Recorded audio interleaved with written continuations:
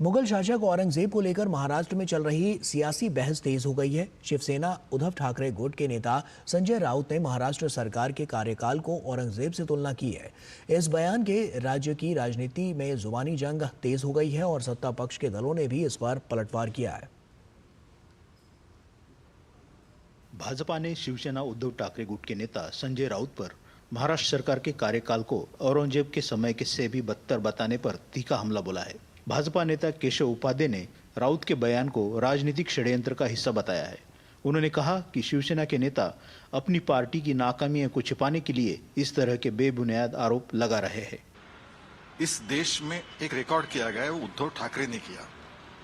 हिंदू विरोधी सरकार, इसका अगर इतिहास लिखा जाएगा तो उसमें सबसे पहला नाम हिंदू विरोधी सरकार यानी उद्धव ठाकरे सरकार का था। उसी उद्धव ठाकरे जब मुख्यमंत्री थे तभी हिंदुओं की जो फेस्टिवल थे उस पर बैन लगाया गया था। हिंदू साधुओं की हत्या भी उसी समय की गई थी पब्लिक में।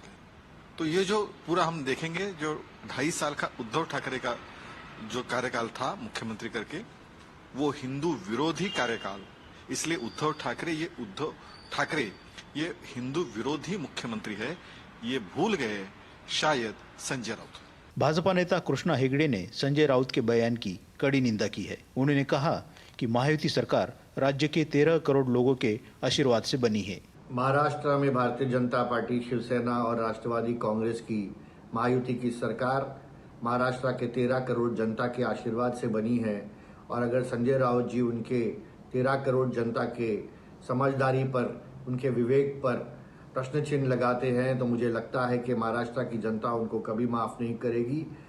मुगल शासक औरंगजेब को लेकर महाराष्ट्र में चल रही सियासी बहस थमने का नाम नहीं ले रही है। पिछले कुछ दिनों में औरंगजेब को लेकर अच्छा खासा सियासी संग्राम चल रहा है। यह पूरा सियासी संग्राम हाल ही में आई बॉलीवुड फिल्म छावा के आने के बाद शुरू हुआ। शिशिर शेलार की रिपोर्ट, डीडी न्यूज, मुंबई।